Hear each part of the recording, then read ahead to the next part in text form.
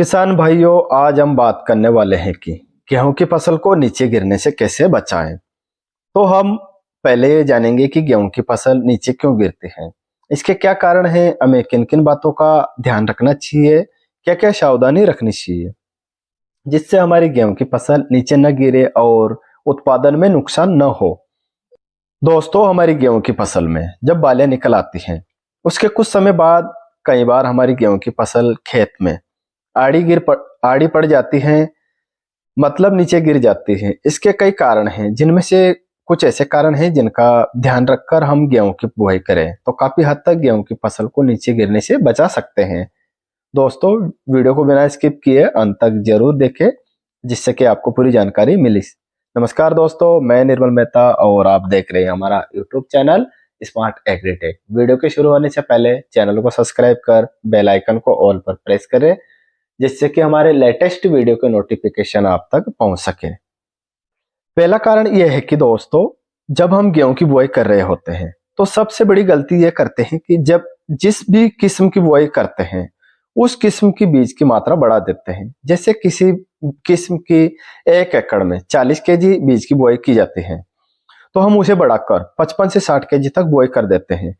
हम सोचते हैं कि जितने ज्यादा बीज हम खेत में डालेंगे या जितने दानों की बुआई हम करेंगे उतना ही ज्यादा उत्पादन निकलेगा। ऐसा सोचना ठीक नहीं होता है, क्योंकि जिन खेतों के अंदर गेहूं की फसल ज्यादा घनी होती है, गेहूं के पौधे ज्यादा होते हैं, उन खेतों की गेहूं की फसल में पौधों का तना बहुत कमजोर रह जाता है। इससे पौधे तने लंबे हो जाते हैं पर वे इतने पास पास होते हैं कि वो अपने तने का इतना मजबूत नहीं कर पाते हैं, इतना मोटा और सख्त नहीं कर पाते हैं कि वे अपने तने पर मजबूती से खड़े रह सके।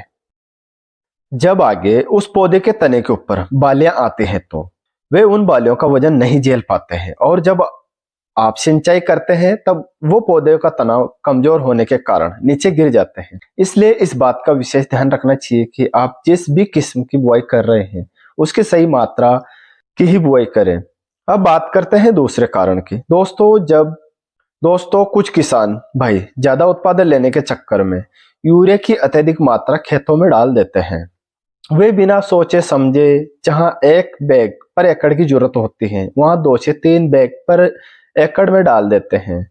ज्यादा नाइट्रोजन की वजह से पौधे की वानस्पतिक वृद्धि जरूरत से ज्यादा हो जाती है। यूरिया की वजह से तने की जितनी भी गांठें होती हैं, जिन्हें इंटरनोड्स कहते हैं, उनके बीच की दूरी बढ़ जाती है।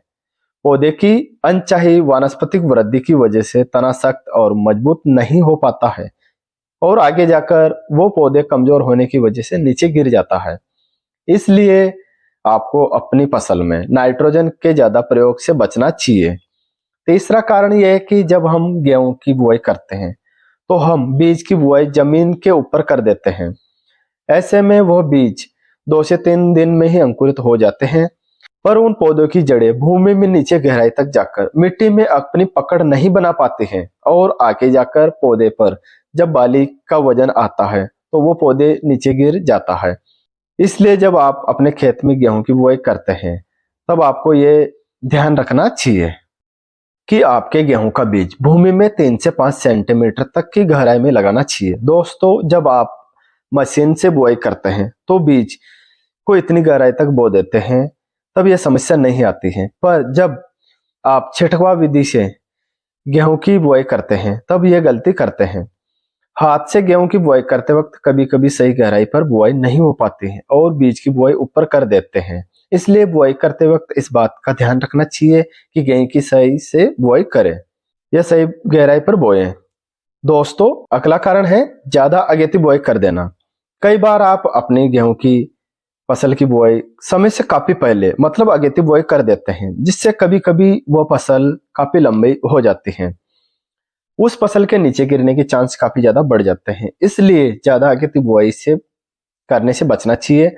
अगला कारण यह है कि जब भी आप गेहूं की फसल में पहली सिंचाई करते हैं तो वो समय से पहले कर देते हैं। कुछ किसान भाई तो लगभग 14 से 15 दिन की फसल पर में ही पहली सिंचाई कर देते हैं।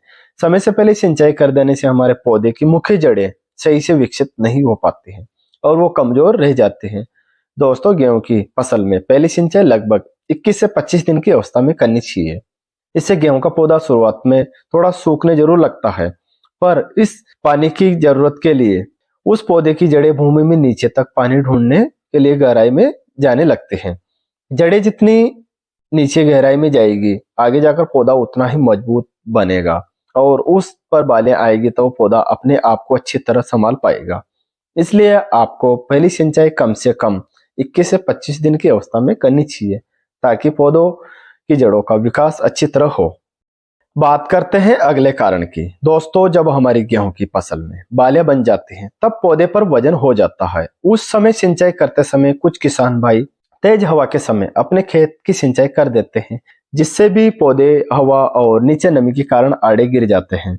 इसलिए बालें बनने के बाद आपको अपने खेत में जब भी सिंचाई करो तो आपको उस वक्त सिंचाई नहीं करनी चाहिए जब तेज हवा चल रही हो। इसके लिए आप सुबह जल्दी या देर शाम को या फिर रात को सिंचाई करें जब हवा नहीं चल रही हो, क्योंकि तेज हवा में आप सिंचाई कर दोगे तो आपकी फसल नीचे गिर जाएगी।